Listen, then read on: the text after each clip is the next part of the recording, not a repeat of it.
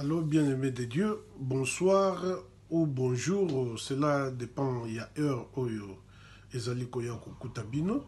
Vraiment, tokomi na ngonga oyo to yokaka ba enseignement na biso to série ya ba enseignement na biso puisque tozali bana ya Nzambe tokoki ko linga te tozala sans toutefois koyoka liloba ya Nzambe.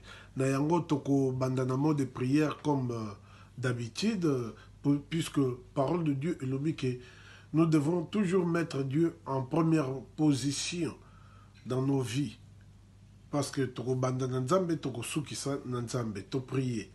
Dieu Père éternel, grande est notre reconnaissance, na opportunité aussi les copés saviso. Merci papa pour être aux ali malamu mingi. Merci papa pour notre début de cet enseignement. Je sais que tu es le seul guide jusqu'à la fin, Père Céleste.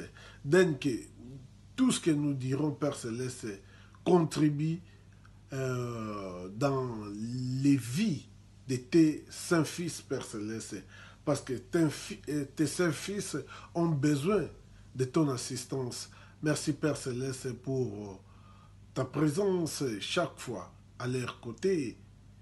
Puisque tu es là, tu veux que nous puissions, ou qu'ils puissent du moins connaître ta parole qui est la vérité dans sa profondeur, afin de ne plus être détruit par l'adversaire. Merci Père Céleste pour nous nyonso oyo zali kosala na yo, pour tout moi par le nom inégalable et précieux de notre Rédempteur Christ et Jésus vivant, nous te disons Amen. Bien-aimé de Dieu, to koti mbala moko na bite to na sujet ya enseignement na biso. Awa lelo oyo na lingi kolobela surtout ba pratique oyo ezali kolekana na église lelo. Vraiment eza ba pratique moko bizarre, ba pratique moko incroyable mais vrai. Titre ya enseignement na ngai to ya thème oyo na lingi kolobela lelo ezali pourquoi les pasteurs imposent-ils aux croyants des montants à contribuer, soit dans les partages abondants ou dans l'air, je ne sais pas, soi-disant dîme. Vous m'excusez de dire soi-disant dîme, parce que néanmoins, bon, c'est trop. Ça commence vraiment à nous faire mal. Ça fait très mal, très mal. Vraiment, la parole de Dieu nous dit que aucune prophétie de l'Écriture ne peut être sujet d'une interprétation particulière. Donc, nous ne pouvons pas ajouter à la parole de Dieu. Tokoki ko bakisate, tokoki ko longolate. Donc, liloba ya Nzambe faut etikala authentique. Liloba ya Nzambe faut etikala toujours ndenge oyo Nzambe alingelaki yango, ndenge a tindelaki yango na minoko ya baye oyo ba komelaki biso to oyo ba lobelaki biso. Vraiment eza mawa mingi soki tozokotsa ba pratique moko inexistante. Na poni sujet oyo pona nini bandeko na ngai naza nango awa na téléphone na ngai. Vraiment je vais être direct. Il y a un pasteur liboso ya cher qui dit le 27 ezali pour un partage abondant et puis le 28 ezali pour un dîme. Alors dîme il faut que ça la chiffre 8 abandi na $80 ce qui $800 8000 et ainsi de suite ba 80 millions et puis à monique ba montawana et l'équipe moi minene akitio 8000 to okokosala 258 138 donc il faut chiffre 8 ezala na kati et donc montant pona ye alobi mpo na ngai donc montant ekokozala na sete ekokozala montant oyo ebongi mpo na ngai donc ekokozala montant moko ya moke te. Or bien-aimé de Dieu, c'est pas ça la parole de Dieu. Donnons aux croyants ou aux enfants de Dieu ce que Dieu nous demande de donner. Non pas nous devons donner aux enfants de Dieu nos idées. Nos idées. C'est pas bien. Nous nous écartons de la parole de Dieu. Donc, toujours qu'on est vraiment à l'écart de Dieu. Topé ça, nabana nzambe oyo esengeli. Esengeli te que to tiaka ba idée na biso. Mais ce qui avarice wana et wuti wapi. L'amour de Dieu. Ezali mbongo te. Peuple de Dieu, vraiment, tous à la très éveillé. Tous à la très éveillé. Tel que je le disais, donc, peuple de Dieu, tous à la très éveillé. Donc, batu moko boye to ba passer mususu bakoki koya ko modela bisote baya ko imposer biso babiloko moko boye. Parole de Dieu ezoloba na biso ke na Philippiens to tanga yango na Philippiens vraiment c'est avec peine nazoloba donc ezosala ngai bien te donc ezosala vraiment mawa mingi. D'abord tout tanga na 2 Corinthiens chapitre 6 na verset 3 et tomba dans le verset 1. Puisque nous travaillons avec Dieu, nous vous exhortons à ne pas recevoir la grâce de Dieu en vain. Donc nous travaillons avec Dieu, mais il y a certaines personnes qui ne travaillent plus avec Dieu ou qui ne travaillent pas avec Dieu, parce que ceux-là ne sont pas des dieux. Parce que parole de Dieu est le but qu'ils s'introduiront des loups ravisseurs. Nakatia liloba. Je m'excuse. Balou ravisseur, bako s'introduire. Oyo bako ya ko séduire bana ya nzambe. Ko égare bango. Ko mema bango en déroute, en débandade. Vraiment, biso tozali bana ya nzambe et sengeli na biso to vérifiaka toujours les écritures ndenge Acte chapitre 11 verset 17 et lobi na biso que ces juifs avaient les sentiments plus nobles que ceux des Thessaloniciens. Ils vérifiaient les écritures. Toutefois, si ce qu'on leur disait était exact, Acte plutôt chapitre 17 verset 11, ces juifs avaient des sentiments plus nobles que ceux des Thessaloniciens. Ils récirent la parole avec beaucoup d'empressement et ils examinaient chaque jour les écritures pour voir si ce qu'on leur disait était exact. Donc, les juifs ne laissaient pas leur temps au hasard. Ils vérifiaient les Écritures parce qu'ils étaient fils de Dieu. Nous, aujourd'hui, nous sommes enfants de Dieu, nous sommes fils de Dieu. Nous devons toutefois vérifier les Écritures pour voir la véracité des choses.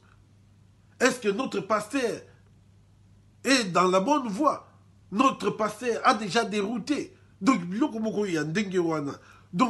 bana ya nzambe esengeli na biso tozala très très éveillé. Je lisais avant ça 2 Corinthiens chapitre 6 verset 3 balobi, nous ne donnons aucun sujet de scandale en quoi que ce soit afin que le ministère ne soit pas un objet de blâme.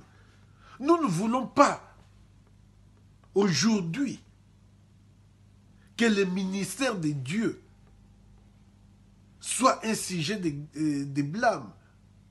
Nayebi ba ministère lelo oyo et comme belé ngai ministère na ngai boye mais toyeba ke la base c'est Dieu. Totika musoni tozosala ndenge nini batu mususu bakoya sima tokomema batu nzela nini tozokende wapi tozalaki wapi tokomi wapi tokosuka wapi. babiloko wana nyonso tu esengeli fo toyeba yango etambana na nzambe totika baskandale oyo tozotia koimpozaka bato vraiment ça fait honte, ça fait honte. Et Dieu n'est pas content. Dieu ne prend pas plaisir de nous. Il n'est pas content. Parce que ma pratique, mon toujours ça là vraiment, et ça divinité. Et ça vraiment à l'écart de la parole de Dieu. Donc, ma pratique, mon diabolique. Mutu na mutu azako exprimer donc oyo ezali volonté na ye oyo biso to yebi badim na tango yakala ça servait aux orphelins aux pauvres mais lelo oyo et comment nango pona kolia ya ba pasteur le pasteur qui dit que montant ngai na bongi na montant ya mukete montant ya mingi c'est quoi ça? C'est quoi ça? Où est-ce que ces pasteurs a lu ça dans la parole de Dieu? Nous devons travailler. Paul était un faiseur de tentes. Paul a bandaki kosala ba tente. Paul a koka survivre pour ne pas dépendre aux croyants, pour ne pas dépendre à qui que ce soit. Vous les pasteurs, nous les si vous voulez bien, les pasteurs, nous les pasteurs, nous évangélistes, est-ce que réellement nous travaillons? Si nous travaillons, nous n'aurons pas à imposer aux croyants que bongi na montagne à boyete, puisque nazo sala, nazo gagné chaque week tel que biso dans ma pays anglophone. Chaque mois nous avons gagné mbongo. Vraiment totika oyo ezali ba pratique moko biblique te. Bana nzambe ndenge nazolo ba vraiment tozala très éveillé. Na verset 15 balobi na biso, il n'est donc pas étrange que ces ministres aussi donc ezape donc kokamwate. Et ça étrange que ba ministre même oh ya côté wana oh ya munguna aussi se déguise en ministre de justice. Mingi oyo bazalaka babandaka otala batu ba maboko na nzela. Ba koma lelo bango nyonso tu ba pasteur, ba prophète, ba apôtre, ba archibishop, ba kombo nini lisusu.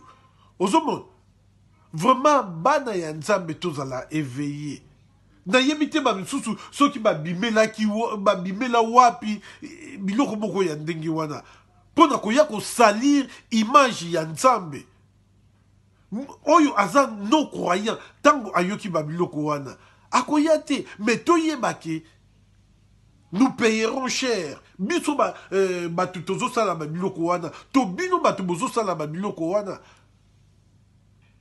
Puisque ça ne plaît pas à Dieu. À Dieu ne plaise. Oh, ça enflamme Dieu. Les autres ça nzambe kanda. Puisque nzambe atindi biso wanate. Nzambe atindi biso. Tout enseigner les gens la nouvelle naissance. Tout enseigner les gens que Jésus revient déjà. Il est en route pour son retour. Tout enseigner aux gens les saluts. Comment avoir les saluts en soi. Totika oyo misusu ezangatina. Mais lelo oyo eloko nini toza komona ba pasteur ba komi très assoiffé ya mbongo. A s'enrichir na ye kaka. Atambola na mutuka ya malamu. Azala na ndaku ya malamu, azala na balupangu. Dans l'entretemps, ceux qui contribuent sont des pauvres. Akomona yope na nzela, akomema yote. Abaloli elongi kote mususu. Bana ya nzambe. Tiwapi. Basali ya nzambe. Tout changer ko? Tout changer. Eza mawa mingi. Et puis eza passé. Alors tozokende wapi, tokomi wapi, to tokosuka boni, tokosuka wapi na oyo nyonso tu tozala kosala. Toza na kobanga te ya Nzambe. Lobi lobi tokotika mokili oyo étant parole de Dieu elobi na biso toza ba étranger pe ba voyageur. Ba âme na biso ekozala wapi? Tokozala na kimia. Puisque bakotuna biso est-ce que oteyaki réellement liloba ya Nzambe oyo napesaka yo, osalelaki ngai ya solo, et beaucoup qui seront rejetés. Puisque parole de Dieu ezoloba yango que c'est pas tous ceux qui disent Seigneur, Seigneur qui entreront dans le royaume de Dieu. Non. Bango nyoso tute ba biso nyoso tute ba tuto kokota eza ma mingi eza pasi. Chapitre 2 Corinthiens toujours chapitre 11 dans verset 15 wana balobi leur fin sera selon leurs œuvres. Suka na bango ekozala ndenge ya misala na bango. Ekozala ndenge ya misala na bango. Misala na bango ezali mabe, makambu na bango pe ekozala mabe, lifuta na bango pe ekozala mabe. Alors, esengeli na biso to yeba, to yebela, to yeba bango. Or, lelo to tika, parole, Dieu nous a appelés pour la liberté. C'est pour la liberté que Dieu nous a appelés. Nous sommes affranchis pour la liberté. Et ça, c'est que, koya ko fina bana ya Nzambe. Ba croyant wana baza ba croyant na bisote, baza ba croyant na yote, baza ba croyant ya batu ya Nzambe. La kisa bango nde liloba ya Nzambe. Ezate ke baza ba croyant na ngai. Bazo ndimela yo, yo okufaki pona nani, yo sekusaki nani. Yo oza Christ.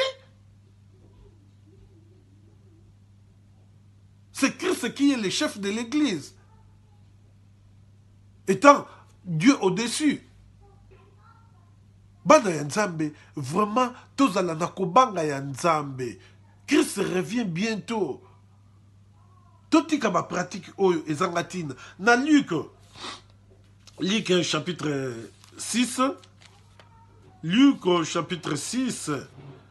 Awa balobi na biso boye. Luc chapitre 6. Tokotanga na verset 38. Ah, bah, lobi boui. Donnez et il vous sera donné.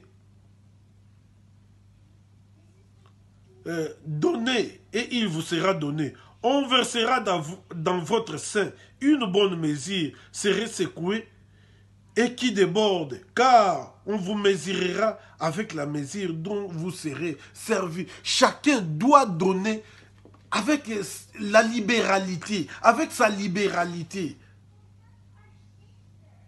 Puisque parole de Dieu est l'obi nabiso, que chacun donne comme il l'a résolu dans son cœur. Pour ce qui est de partage abondant, qu'il donne selon ce qu'il a résolu dans son cœur. Pour ce qui est de la dîme, il doit donner l'1/10. Bana ya Nzambe, ndenge to zoloba, donc totika ba pratique oyo ezali biblique te, oyo ezali diabolique, to mettre yango à l'écart. Ayons la crainte de Dieu, sachant que Dieu voit tout, rien n'est caché devant Dieu, tout est à nu devant Dieu. Bana ya Nzambe, toyebake, lelo oyo, nous pouvons avoir des problèmes avec un être humain. Et qu'aussi là. Mais avec Dieu, Dieu qui nous ne voyons pas, Dieu qui tu ne vois pas, à combien plus forte raison, problème wana ekozala vraiment grave, si vous me le permettez, que la gravité elle-même. Toyebake, nyonso tu ezako komama. Eza na écran mobimba et enregistraka nyonso tu. Ndenge parole de Dieu ezo no banabiso ke nyonso tu ezoko mama. bana ya nzambe tokoki kobanga te au dernier jour tokozala wapi, sachant qu'il y a un jugement dernier. Et nous qui prêchons la parole de Dieu, nous serons jugés sévèrement. Parce que nous prêchons la parole de Dieu. Est-ce que ce que nous prêchons, nous en pratiquons? Tozo pratiquer yango, tozo salela yango. Alors, toza na kobanga nzambe. Nzambe wana oyo amuna na kate. Nzambe wana azamasta na biso te. Nzambe wana oyo azomona biso. Azomona biso na nyonso to tozo sala. To contrôler même ba langage na biso, to contrôler marche na biso, to contrôler ba façon na biso. J'invite à tous ceux qui prêchent la parole, évangélistes, pasteurs, prophètes, je ne sais pas, archibishop ou qui que ce soit, apôtre, de travailler. Toluka misala. Et notre vanda, ah, j'ai une grande église, je dois les encadrer. Mais vous aurez tout le temps d'encadrer ces gens-là. Non pas, yo o dépendaka, na batu. Au vivaka, au détriment des gens. Kosengaka bambongo. Ça, c'est de la mendicité. C'est pas bien. Dieu n'encourage pas ça. C'est la paresse. Dieu ne veut pas de paresseux dans sa parole. Dieu veut que nous soyons comme des fourmis qui rôtissent. Vraiment, liloba nzambe, eza très clair, eza très clair. Totika oyo, ezali ya nzambe te. Tozali kokende na liloba nzambe ezali kolobela biso ebele. Vraiment, bana ya nzambe, toyebake lelo parole de Dieu. Donc, ezali vraiment eloko moko tokoki koyanango na avec des impositions te, puisque mingi bazalaka batu ya ngambu wana lelo oyo babomba mela toujours na parole de Dieu. Ale bazo yaka na biloko moko ezangati na biloko moko eza même dans la parole de Dieu te. Alors tout yoka ata sonite. Et puis les croyants bavandi kakaboui. Paille au moni clair te longwa, tika kokende. Faut plus revenir. Tu vois qu'on t'impose des choses qui ne sont pas bibliques. Kata. Puisqu'il y a de ceux-là qui aujourd'hui sont venus pour amener les enfants de Dieu ou les croyants en déroute. En route pour l'enfer et non en route pour le paradis. Vraiment, Bana Nzambe, Tozala, très, très éveillé. Nous ne voulons pas nous rendre recommandables à nous-mêmes. Nous ne voulons pas nous rendre recommandables à nous-mêmes. Plutôt, nous voulons que Dieu, toutefois, a conduire biso. L'air bozo salaka babiloko wana. Est-ce que bozo tunaka nzambe? Bozo ko associé nzambe? Est-ce que spiritualité ezali na mutu oyo azo sala babiloko ndengwana, azo loba babiloko wana? Spiritualité ezalité? On voit directement aza mutu moko déjà aza égaré. Alors, Bana Nzambe, il faut beaucoup prier. Il faut beaucoup prier pour détecter de tels gens. Dans 2 Corinthiens, chapitre 11. 2 Corinthiens toujours. Chapitre 11. Qu'est-ce que la parole de Dieu nous dit? La parole de Dieu nous dit, chapitre 11, au verset 14. Et cela n'est pas étonnant, puisque Satan lui-même se déguise en ange de lumière. Parole de Dieu, ezali kokamwate, ezali bikamwate, pote Satan asalaka lokola ange ya lumière. Ayaka lokola ange ya lumière. Ayaka pekaka na liloba ya Nzambe. mais liloba ya nzambe moko abalola yango. Satan pa yebi liloba ya nzambe, mais ye alongolaka to abakisaka. Tel que ndenge alobaka. Bien aimé de Dieu, toujours continuer enseignement na biso. Vraiment, tozala na bubangi ya nzambe, ça fait très mal, bana ya nzambe soki tozo kendeke wape. Na 2e Corinthiens toujours, chapitre 8. 2e Corinthiens, chapitre 8. Ah, balobi na biso boye.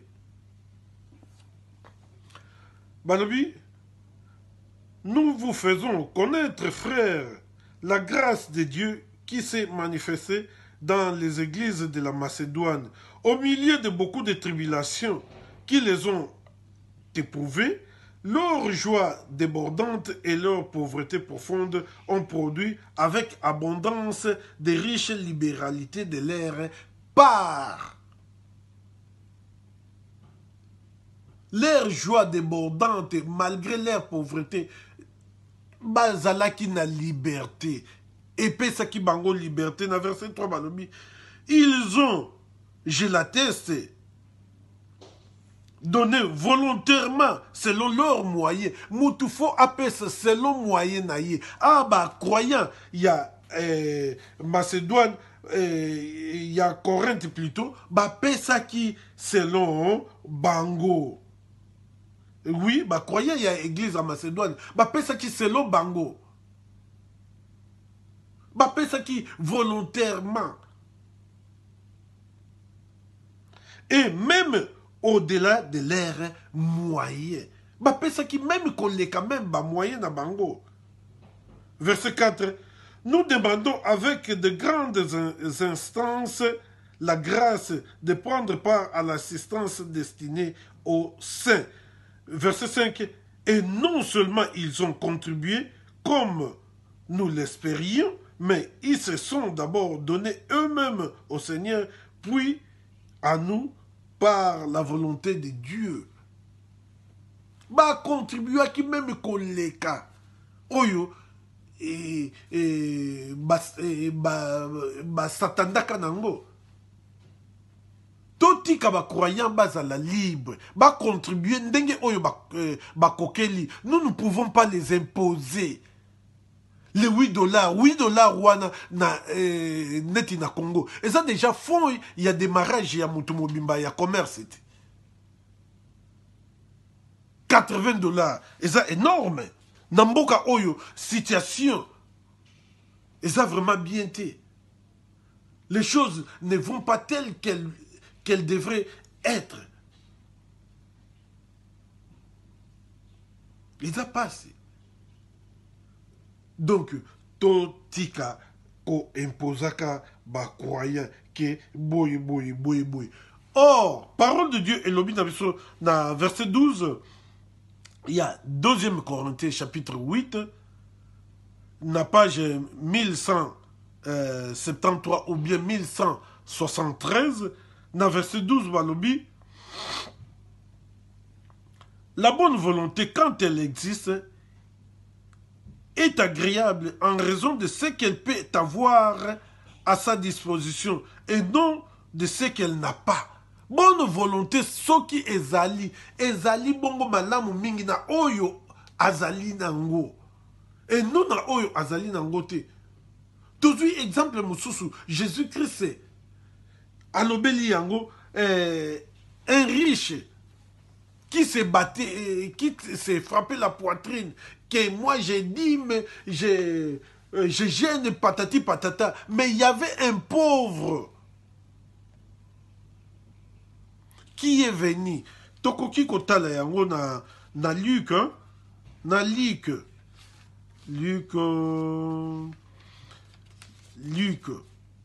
Vraiment, ces pauvres-là n'avaient pas de possibilité. Mais il y a les riches qui se frappaient la poitrine et qui disaient, Seigneur, moi j'ai dit, mais j'ai fait tout ceci, tout cela, patati patata. Ok, chapitre 18. au verset, verset 9. On nous dit ceci, à la page 1047, donc 1047. Il dit, encore cette parabole, donc Jésus a lobi lisusu lisese oyo, en vue de certaines personnes se persuadant qu'elles étaient justes.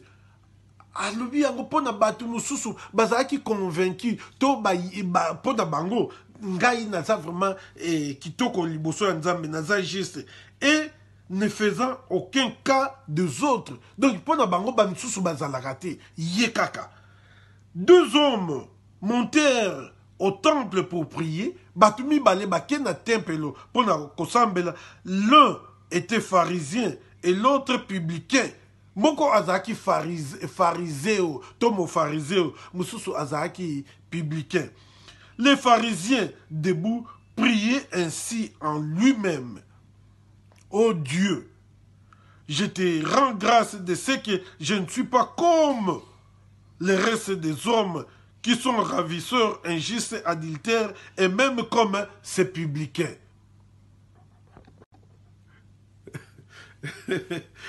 Bana Nzambe za passe. A pointé même publiqué wana mo phariseo wana. Naza lokola publiqué oyo te. Naza lokola ba mususu te baza soki ndenge nini a qualifier batu ndenge oyo akoki ko qualifier. Mais to yoka na verset 12. Je gêne 2 fois la semaine. Donc, azo gêné 2 fois la semaine. Je donne la dîme de tous mes revenus. Nazo pesa même dîme ya oyo nyoso tu nazo zwa. Yo soko zo pesa dîme ya oyo nyoso tu ozo zwa. Ozo pesa dîme soki ndenge nini. C'est bien bon. Mais est-ce que dîme wana ezo uta na nzela ya malamu? Mutu mususu azo pesa te puisque possibilité ezate. Mais Dieu voit le cœur. Il sonde la profondeur de nos cœurs.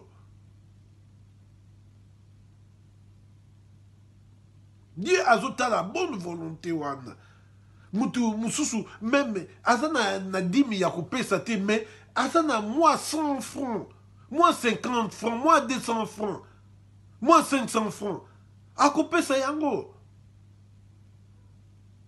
Dans l'église, donc, kabola. Donc, côté est bandit à 5 dollars, mata, ainsi de suite. Côté on a 1 dollar, et na 500 francs, 100 francs, 200 francs, et ça na côté nango. Donc, on a mususu, donc, bandaka na 5 mata. Au monde a l'air mususu bazon, oyo siko, il y a 10 baya. Bah oh il y a 50 baya, bah oh il y a 100 baya, bah oh il y a 500 baya, bah oh il y a 1000 baya. Pourquoi ça? Pourquoi ça? Église de Dieu, toujours qui est dans la perdition. Nous surtout toujours ça là pour la gloire de Dieu et non pour la gloire des hommes. Toujours ça là pour la gloire des hommes. Toujours ça là pour nous sepeli sabat. Bato mokilba mona ke ngana tchaki peut-être 200 dollars, na tchaki 500 dollars, na tchaki 1000 dollars. Misusu au monde oh bato il y a 100 dollars boté les masiko boké négocia.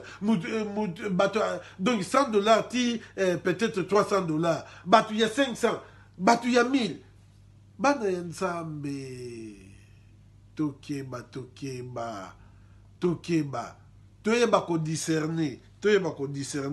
Dans 2 Corinthiens chapitre 8 toujours tozali toujours qu'on traîner surtout awa na 2 Corinthiens et lobeli biso vraiment mingi à propos ya makambu ya oyo ya dîme chapitre 9 plutôt na verset 8. Mais tokoki kotanga biso moko pe oyo pona ndenge mama Anne alobaka ba oyo balingaka kotanga otangi 2e Corinthiens chapitre 8 nyonso tu okomona oyo nyonso tu balobeli biso awa à propos ya makambo ya kopesa mabonza badime et puis na chapitre 9 awa nga na sauté na ngai na kei mbala moko na verset 6 awa balobi na biso boye sachez-le, celui qui sème peu moissonnera peu et celui qui donne abondamment moissonnera abondamment. Oyo apesi muke etaliye na nzambe na ye. Oyo apesi pe mingi etaliye na nzambe na ye. Totala na te. Toza na possibilité ndenge moko te. Mutu na mutu apesa oyo ye akoki. Apesa oyo ye azui. Dans verset 7 balobi que chacun donne comme il l'a résolu en son cœur. Mutu apesa ndenge oyo ye akaniselaki na motema na ye. To pesa te ndenge ba misusu ezalaka ba mama ba papa ba gagné bino. O to ba papa ba mama ba gagné bino. Ale soki nani nani fo ebandela lisusu soki mabonza fo ebandela lisusu mutu mususu omona voir même que oyo esengelaki atia provision ya biloko akolia asomba biloko akolia ake kozwa yango lobi nzala mais opesi mpe avec conviction te opesi na ndenge ya bato bamona topesa na ndenge bato bamona te topesa na ndenge ke oyo tokaniselaki na ndenge ke ezala libonza moko esepelisa nzambe etuta motema ya nzambe to continue sans tristesse ni contrainte balobi na biso ezala na mawa te ezala pe te ke batindaki nga na makasi to balobaki na nga na makasi car Dieu aime celui qui donne avec tristesse. Non, car Dieu aime celui qui donne avec joie. Et Seigneur, to pesa ne sengo. Nzambe alingi mutu o azako pesa avec liberté, avec joie.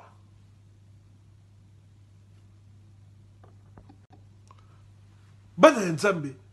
Donc na bandaki kolubaki Nzambe alingi mutu o azako pesa ne sengo nyonso tu. Akanisaki yango. Mutu mususu azoya na église pona apesa prévoyait qu'il y a même pas. Au moins, abimisi mbongo wana akomi kotanga pia batu nyonso to bamona kayemutu aza je ne sais pas na $1000 ou bien $5000 to aza na ba franc congolais soki boni soki 1 million to 500,000 francs congolais nyonso tu wana eza orgueil ezo plaire na nzambe te nzambe azosepela nango te kanisa yango deja wuta na ndaku pai owutaki ke ngai lelo nakopesa boye nakopesa boye dim na yo kamata tia na enveloppe oye nango opesi puisque eza affaire na yo na nzambe eza teke mpo na koplaire na bato ozopesa yango mona yo na nzambe mais oyo azozwa dim na yo azosala nango n'importe quoi azokende osala nango bafolie leur fin sera la perdition vraiment ezosepelisa nzambe te verset 8 balobi et Dieu peut vous combler de toutes sortes de grâces nzambe akoki pesa yo ba grâce nyonso tuto nani ngolu nyonso tout afin que possédant toujours en toutes choses de quoi satisfaire à tous vos besoins ayez satisfaire à vos besoins vous ayez encore en abondance pour toute bonne œuvre nzambe akoki kopesa yo yebele lisusu pona nini ozali kosala eloko moko ya malamu to mosala moko ya malamu pote okoka kozala na yango ya mingi okoka ko contribuer non pas qu'on t'impose non pas baya ko imposer biso, non pas baya ko exiger biso montant. Soki Nzambe abengaki biso pour la liberté, apesi biso liberté de choisir le bien ou le mal. Pourquoi biso to koki kotika te? Bana ya Nzambe bazala na liberté wana. Bapona montant oyo bango moko balingi kopesa comme partage abondant to nini. Et puis les chiffres 8 là qu'on parle. Nani apesa ki yo révélation, il y a chiffre 8 wana. Pona eza le 28. Ide na yo. Ide na yo. Il y a même de ceux-là qui imposent que Nzamba révélé ngai que faut bosombelanga mutuka yasika. Mais tout ça c'est de la fausseté. Lokuta tozo mema bana ya Nzambe wapi. Dernièrement kutu na uteki komona ba misusu pasteur soki na mboka nini boy. Asombi Range Rover yasika ba croyant batumboki. Donc kitisa passer na Range Rover donc comme qu'on décide qu'il faut azong c'est la bango puisque bazomona ki bango baza toujours na pauvreté mais yo okomi na mituka ya malamu ndako moko ya très bombé vraiment ça fait mal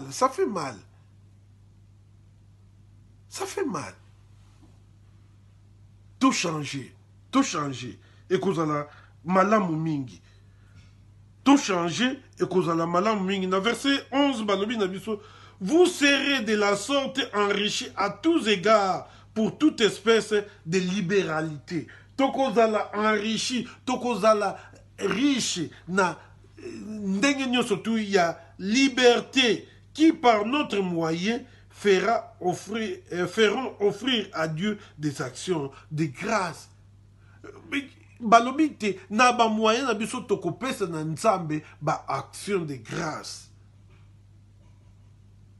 Bakoki ko imposer biso te ke pesa Nzambe action de grâce. Bakoki ko imposer biso te ke faut pesa action de grâce autant. Non. Ezalaka te. Mutu na mutu apesa ndenge oyo ye alingeli. Mutu na mutu pesa oyo a tuti samina yango. Puisque azali kokabela Nzambe na ye. Et puis toye bate bana ya Nzambe autaka likolo teke akita azwa bambongo wana. Dieu est esprit. Tout ce qui est esprit est esprit. Bambongo wana ezali ko servi na misala ya église. Ezali ko servi ko aider nango babola, ko aider ba orphelin.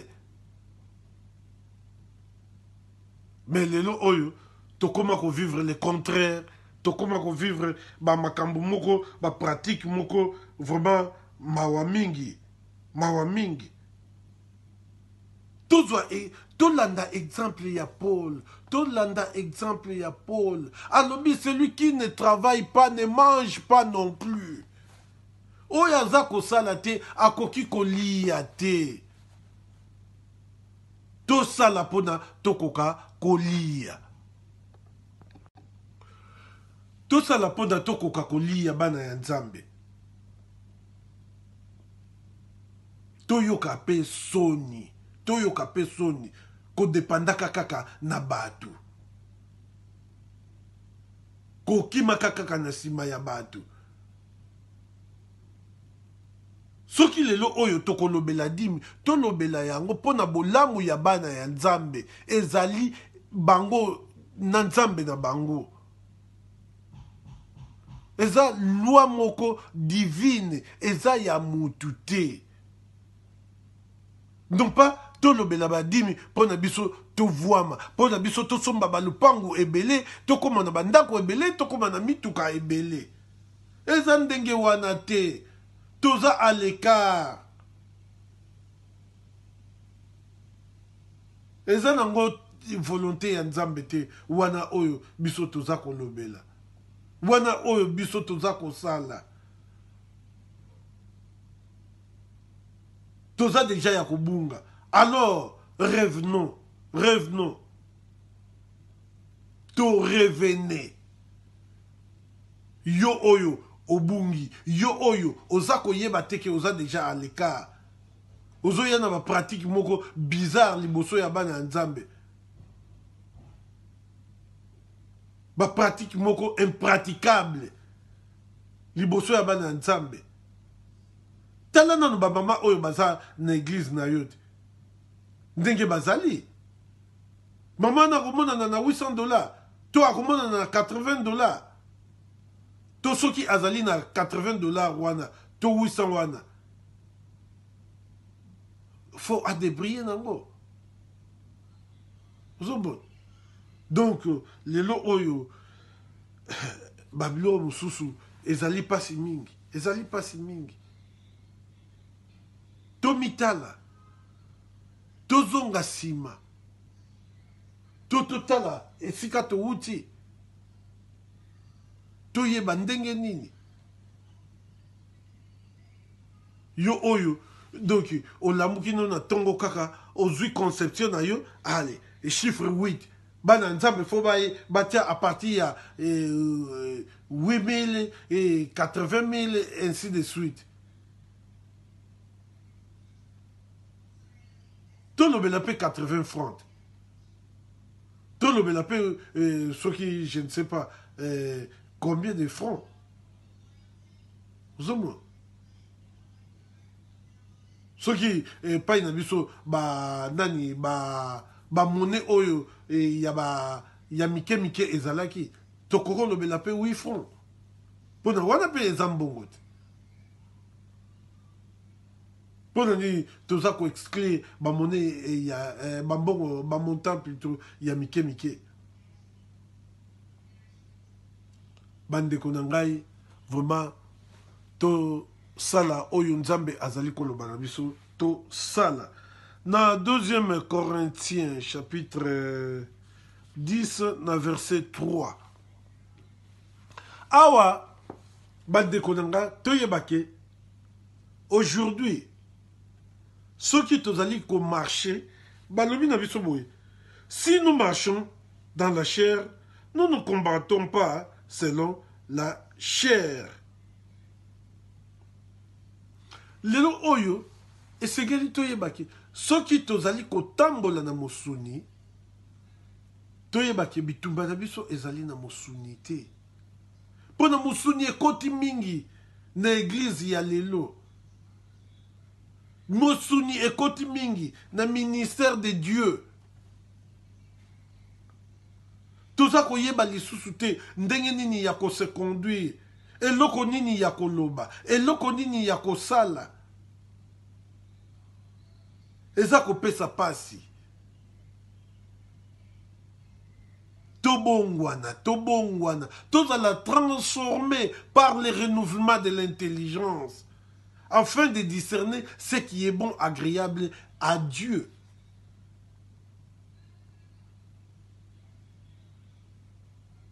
Toteya bana ya nzambe oyo esengeli toteya bango. Partage abondant, c'est biblique. Dîme, c'est biblique. Mais non pas ko imposer bango, to imposer bango te. Ezali mawa mingi na soni. Yo yebake nzambe azali komona yo liso oyo ya nzambe ezali komono même obomba mina se ya mabele même na se ya nini nzambe aza komona yo yo oyo ozako egare bana ya nzambe puisque mutu oyo azana $80 te mutu oyo azana $8 te mutu oyo azana $800 te akokima te akokima angana kokendeke lisu kosambela te balingi kaka kosengaka bambongo toza wana mpona bambongo te boza wana mpona bambongo te to changer bo changer to plaire na nzambe toyebake chacun de nous rendra compte à Dieu pour lui-même lui-même. Devant Nzambe. Tout ça dans banga. Toyebake Nzambe azali na bomoi. Balingami ya Nzambe, tozali toujours continuer. Tokotanga na 2e Corinthiens, chapitre toujours 10. Tokoya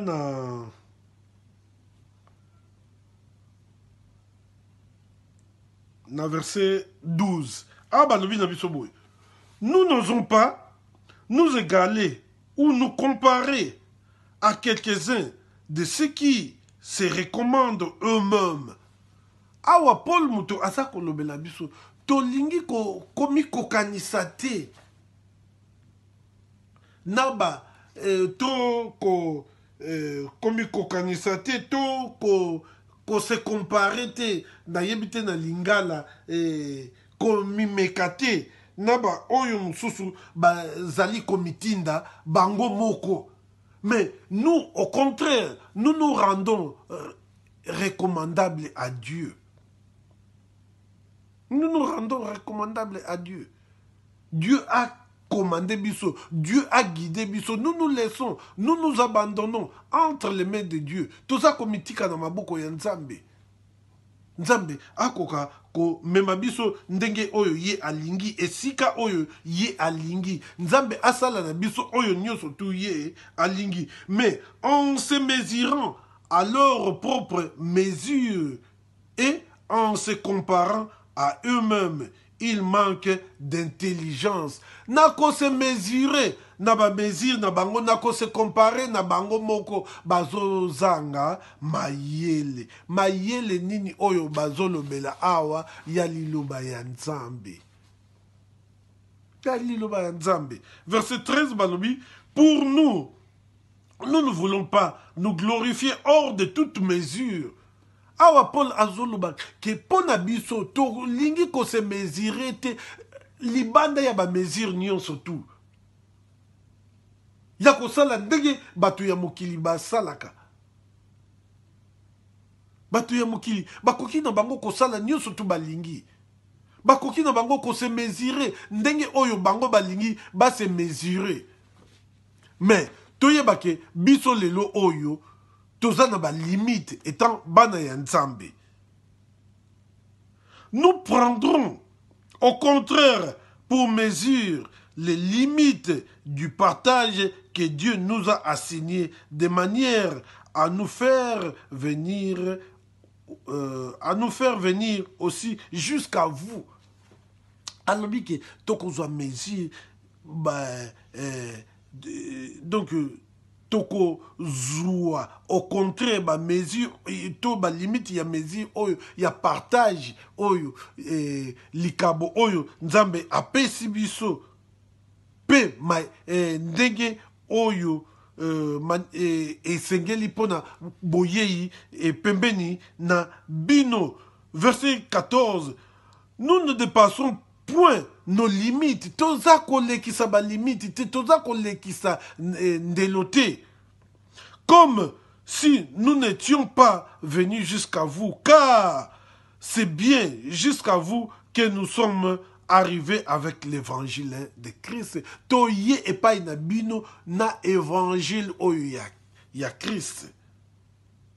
Non pas pour ceux qui ko blaguer, non pas pour ko mité ya bisomoko, non pas pour ko milakisa bisomoko. Dans verset 15 balobi, ce n'est pas hors de toute mesure, ce n'est pas des travaux d'autrui que nous nous glorifions, mais c'est avec espérance si votre foi augmente de grandir encore davantage parmi vous selon les limites qui nous sont assignés.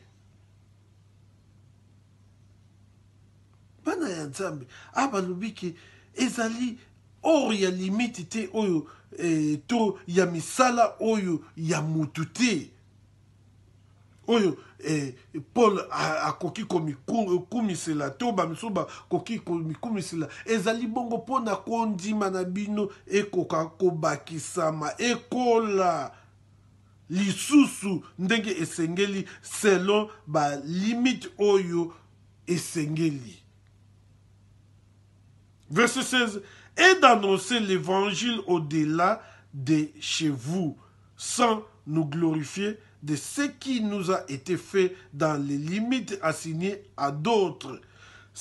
Que celui qui se glorifie dans le Seigneur, car ce n'est pas celui qui se recommande lui-même qui est approuvé, c'est celui que le Seigneur recommande. Bana nzambe tomoni. Mutu oyo azali komitinda ye moko, yete mutu azali vraiment approuvé. Mais oyo nzambe azali kotinda. Oyo nzambe azali kotinda. Yo salela sentiment na yo. Yo salela oyo eza koyela yo na mutu, mais yeba yango ke ezali volonté de Dieu te. Ezali volonté de Dieu te. Ezali vraiment satanique et diabolique. Et c'est qu'il faut revenir dans la parole de Dieu. Et c'est qu'il dit qu'on continue qu'on s'enfoncer de plus en plus vers le mal. Ça, ce n'est pas la volonté de Dieu. Dieu, azali na posa na yo, au revenir. Pote, mingi déjà se balonga na nzela, bayeba na bangote. Alors, tango yango ndeko na ngai, ya mwasi ndeko na nga mobali, papa na nga, mama na ngai, to noko na ngai, to koko na ngai, ainsi de suite. Mes chers amis, vraiment,